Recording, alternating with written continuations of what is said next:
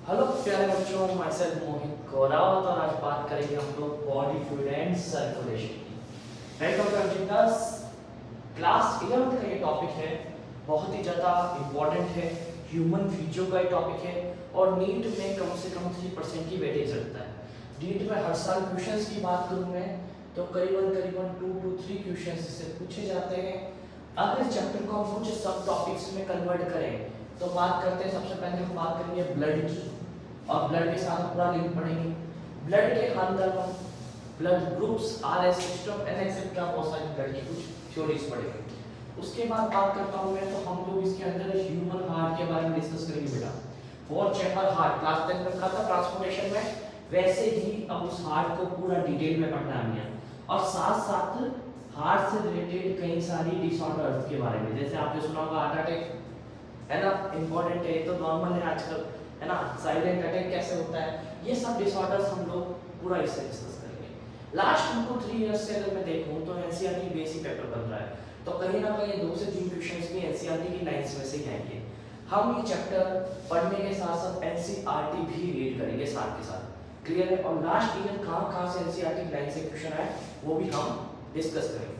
चलिए time waste नहीं करते हैं, आगे डिस्कस करते हैं। सबसे पहले बात करते हैं आपके ब्लड की। लाइफ में सबने लगभग अपना ब्लड एक बार तो देखा ही होगा, कहीं ना कहीं आपको चोट लगती है, ठीक है, कई बार गिर जाते हो, पड़ जाते हो, है ना, तो आपको चोट लग जाती है, तो चोट में जो लाल कलर का लिक्विड निकलता है बेटा वही क्या है, ब्लड। अब ब्लड से रिलेटेड कुछ थ्योरी है, पहली एक पॉइंट लिखता हूं, ठीक है। ब्लड इज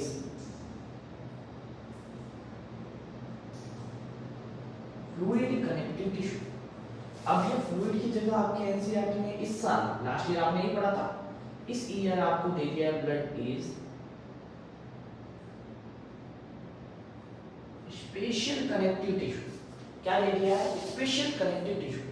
अब आप सब बोलोगे सर यार एक बात बताइए, ये फ्लूइड वर्ड, ये स्पेशल वर्ड क्यों डायरेक्ट कनेक्टिव टिश्यू क्यों नहीं बोलते, कोई तो कारण होगा कि नहीं होगा, दिमाग में आया कुछ कि सर कुछ तो रीजन होगा, इसको ब्लड को फ्लूइड कनेक्टिव टिश्यू और स्पेशल कनेक्टिव टिश्यू क्यों बोलते हैं, डायरेक्ट क्यों नहीं बोलते कि blood is connective tissue.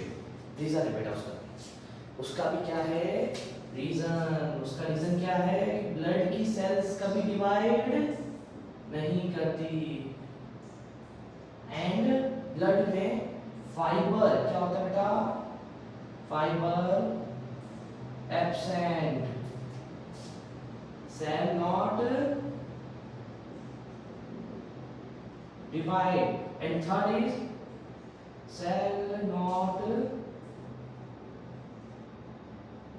synthesis matrix। Clear है। अब आपके दिमाग में आपका सब, हमने कनेक्टिव टिश्यू पढ़ा था क्लास 9 में, पढ़ा था कि नहीं पढ़ा था, नहीं पढ़ा, अभी 2 मिनट रिवाइज करते हैं। कनेक्टिव टिश्यू क्या होता है बेटा, ऐसे टिश्यू जिनके पास फाइबर परसेंट हो, जिनके पास ब्लड वेसल परसेंट हो, जिनके पास नर्व वेसल प्रेजेंट हो और उनकी सेल ही मैट्रिक्स का सिंथेसिस करे और सेल ही अदर सेल में कन्वर्ट होने के लिए क्या करे, डिवीजन प्रोसेस का यूज करे। बट आप जानते हो ब्लड में सबसे पॉपुलर सेल जो आप सबने सुनी है इज कॉल्ड आरबीसी। कौन सी सेल बेटा, आरबीसी। ये आरबीसी कभी भी डिवाइड नहीं करती, आगे पढ़ेंगे हम लोग पूरी डिटेल में आरबीसी को पढ़ेंगे। आरबीसी कभी डिवाइड नहीं करती, इसलिए सेल नॉट डिवाइडेड। जब सेल डिवाइड नहीं करेगी, ब्लड में फाइबर नहीं होंगे और सेल कभी भी यानी सिंथेसाइज करेंगे मैट्रिक्स, तो इसमें तीनों प्रॉपर्टीज एब्सेंट होती है जो कि कनेक्टिव टिश्यू में क्या होती है, प्रेजेंट। तो ये तीनों प्रॉपर्टीज एब्सेंट होने के रीजन से ही ब्लड को हम ट्रू कनेक्टिव टिश्यू या fluid connective, direct connective tissue नहीं बोलते। इसलिए हम क्या यूज करते हैं, blood is not true connective tissue, blood is not fluid connective tissue या blood is special connective tissue. आज आपको समझ में आ गया हम क्यों बोलते हैं, एक्सेप्शन रीजन या स्टेटमेंट वाइज में आ सकता है सीधा क्वेश्चन। चलिए अब मैं थोड़े ब्लड के कंपोनेंट्स की बात कर लेता हूँ। ब्लड को मैंने 2 पार्ट में डिवाइड कर दिया, एक है हमारे पास सॉलिड, एक है हमारे पास लिक्विड पार्ट। कौन सा पार्ट है बेटा, सॉलिड और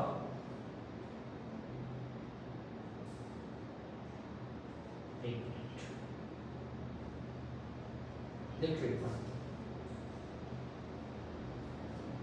सॉलिड एंड लिक्विड पार्ट। अगर मैं बात करूं सॉलिड कौन से होते हैं बेटा, तो सॉलिड आपको बताना है सर 45% पार्ट ब्लड का क्या होता है सॉलिड। लिक्विड की बात करूं तो आप बोलोगे सर 55% पार्ट लिक्विड होता है। तो मेजर पार्ट किसके पास है, लिक्विड पोर्शन के पास। और लिक्विड में भी मेजर चीज क्या है, वाटर, 90 से 92% वाटर। इसके बाद 8 to 10% इसका है कौन से प्रोटीन, प्लाज्मा प्रोटीन। कौन से प्रोटीन, अगर नीचे लिखना चाहूं तो प्लाज्मा। बात समझ में आ रही। लिक्विड पार्ट कितना है 55%, 55%। उसमें भी वाटर कितना 90 से 92%। और उसका बचा हुआ 8 to 10% क्या है, प्लाज्मा प्रोटीन। बात करेंगे कौन कौन से प्रोटीन है, अभी डिस्कस करेंगे। सॉलिड पार्ट में बात करो तो क्या है,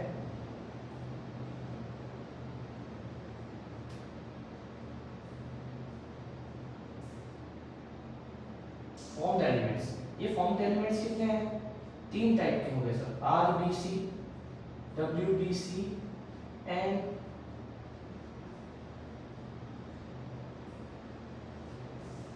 प्लेटलेट्स। अगर ये परसेंटेज लिखूं 45%, कहां से लिखा बेटा 45% परसेंटेज लिख रहा हूं। जहां आरबीसी की बात करूं तो ये आपके पूरे ब्लड का 44% गेन करती है। कितने परसेंट पार्ट गेन करती है बेटा, 44%। आप लोग सच में सर 44%, हाँ बेटा। बचा हुआ आरबीसी और डब्ल्यूबीसी प्लेटलेट्स ये 1% पार्ट ही गेन करती है, ठीक है। यहाँ पर 3 तरह के प्रोटीन्स और आते हैं, एल्ब्यूमिन, ग्लोब्यूमिन और फाइब्रिनोजन, जिसको हम प्रोथ्रोम्बिन भी बोलते हैं, ठीक है। चलिए तो एक बात और डिस्कस कर लेते हैं, क्या चीज है, ब्लड अगर हमने 100 ml लिया है, कितने ml बेटा 100 ml ब्लड लिया है, तो उसका जो सॉलिड पार्ट है कितना पार्ट बेटा, सॉलिड पार्ट 45% गेन करेगा। और साथ साथ 55% कौन सा पार्ट गेन करेगा आपका, लिक्विड पार्ट। अगर मैं टेस्ट ट्यूब के अंदर आपके पास सामने ब्लड सैंपल लेता हूँ जिसके अंदर बात करते हैं, तो ये 44% जो पार्ट दिख रहा है आपको, ये 45% पार्ट है ना, ये कौन ले जाएगा, सॉलिड। और इसका भी 44 कौन ले जाएगा, ओनली आरबीसी। इसका ठीक है ना, इसका अकेले का कौन ले जाएगा, आरबीसी। अगर बात करूं इसके अंदर प्लाज्मा कितना होगा, तो 55%। ये देखो 55% क्या है, प्लाज्मा। ये प्लाज्मा क्या है, प्लाज्मा के कुछ कंपोनेंट्स है, जैसे example components plasma proteins, water and minerals etcetera, और भी कई सारी चीजें। जहां पे बात करने वाला हूं मैं, ये सॉरी 6 to 8 कर दो इसको, ये 6 to 8 कर दो। 6 to 8% क्या है हमारे पास, प्लाज्मा प्रोटीन्स है ना। 1 to 2% minerals, water and etcetera चीजें होती है ना, vitamin, minerals, calcium ion, magnesium ion, बहुत सारी चीजें इसके अंदर आती है। तो वहां पर ये सब कुछ ऐड हो जाता है। तो बात समझ में आई आपको कि ब्लड को पहली बात तो हमने क्या बोला, फ्लूइड कनेक्टिव टिश्यू या स्पेशल कनेक्टिव टिश्यू। दूसरा ब्लड के कंपोनेंट की डिस्कशन किया हमने, जहां पर हमने बात की है सॉलिड पार्ट की, यहां पर हमने बात करी लिक्विड पार्ट की। जहां पर हम सॉलिड पार्ट में 3 चीजों को लेते हैं, आरबीसी, डब्ल्यूबीसी एंड प्लेटलेट्स, जहां पर आरबीसी से ज्यादा है compare to WBC and platelets. बात करते हैं लिक्विड पार्ट की, जहां पर 90 से 92% क्या है, वाटर एंड उसके बाद प्लाज्मा प्रोटीन 6 to 8% और 2 to 3% मिनरल्स, कैल्शियम है ना, क्लोराइड, सोडियम एक्सेट्रा आयंस, ठीक है। तो ये सब कुछ डिस्कशन हमने यहाँ पर किया। आप इसका स्क्रीनशॉट ले लीजिए अंदर एक बार।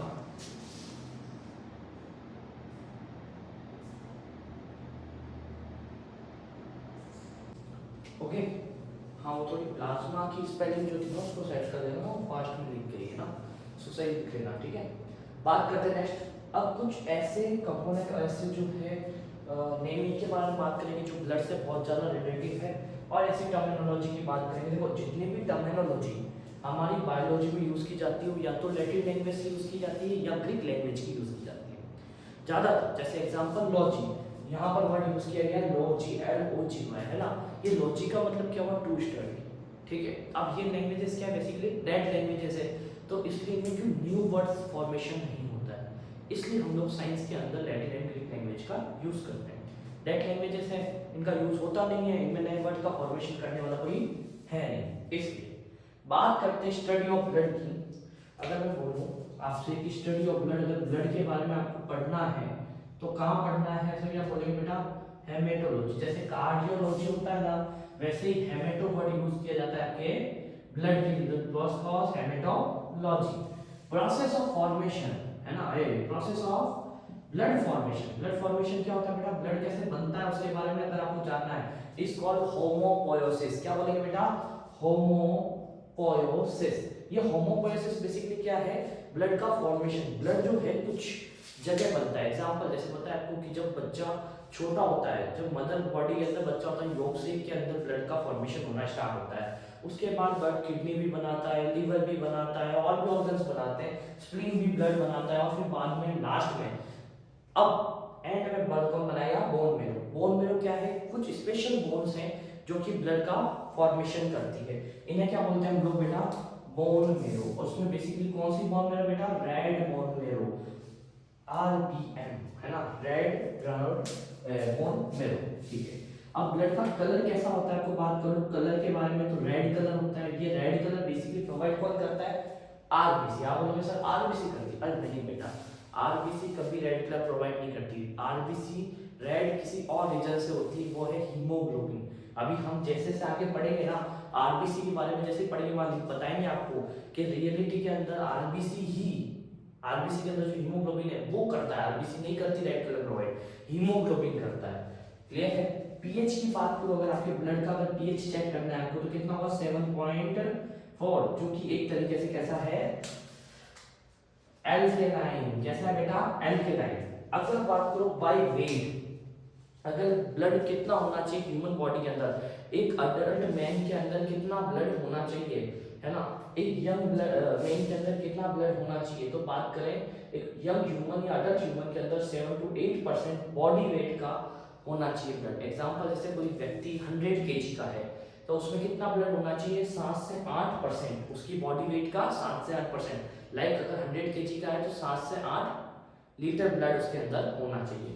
सेकेंडली ये बाय वॉल्यूम बात करूं, कितना वॉल्यूम ऑक्यूपाइज करना चाहिए अगर बॉडी है, तो अगर मेल्स की बात करी जाए, ये मेल्स ह्यूमन में मेल्स की बात की जाए तो उसमें 5 से 6 लीटर ब्लड होता है। और फीमेल की अगर मैं बात करूं, कैसी बात करूं फीमेल की, तो 4 to 5 लीटर ब्लड होता है, बिकॉज उनकी बॉडी से ब्लड का लॉस मंथ टू मंथ होता है, इसलिए फीमेल बॉडी के अंदर ब्लड कम होता है कंपेयर टू मेल बॉडी। ठीक है, तो मेल बॉडी का कितना होता है, 5 से 6 लीटर, जबकि फीमेल बॉडी का 4 से 5 लीटर ही होता है।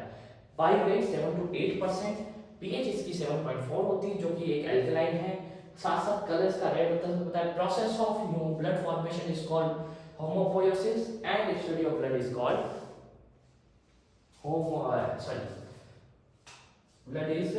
Study of blood hematology. Hematology क्या कहती है, जहां पर आप ब्लड का पूरी तरीके से अध्ययन करते हैं। हिंदी में क्या बोलते हैं बेटा, अध्ययन, है ना, वैसे ही रक्त का अध्ययन, जैसे ही हम बोलते हैं ब्लड का स्टडी, है ना।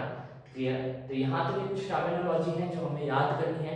नेक्स्ट टॉपिक हम लेने वाले प्लाज्मा के बारे में। प्लाज्मा के बारे में डिस्कशन करने के बाद हम धीरे धीरे एक एक सेल्स के बारे में डिस्कस करेंगे, लाइक रेड ब्लड सेल, फिर WBCs एंड प्लेटलेट्स। क्लियर है। तो ये सारी सेल्स डिस्कस होने के बाद हम ह्यूमन हार्ट की तरफ ट्रांसफर करेंगे, नहीं उससे पहले हम ब्लड ग्रुप डिस्कस करेंगे, ब्लड ग्रुप के बाद आरएस सिस्टम डिस्कस करेंगे, और उसके बाद हम डिस्कस करेंगे आपके प्रॉपर ह्यूमन हार्ट। क्लियर है। ह्यूमन हार्ट के अंदर हम बहुत चीजें डिस्कस करने वाले हैं, और फिर हम डिसऑर्डर्स करके इस चैप्टर का अंत कर देंगे। ठीक है, फिर हम एनसीईआरटी रीड करेंगे, और अभी साथ साथ ही करेंगे थोड़ी बहुत, और लास्ट में प्रॉपर एक वीडियो एनसीईआरटी बनाऊंगा। फिर प्री वाईक्यूज डिस्कस करेंगे, फिर नेक्स्ट चैप्टर की ओर मूव करेंगे। ठीक है ना। Thank you for watching all of you. मिलते हैं नेक्स्ट वीडियो के अंदर। जब तक इसकी एनसीईआरटी आपको रेगुलरली रीड करनी है। क्लियर है।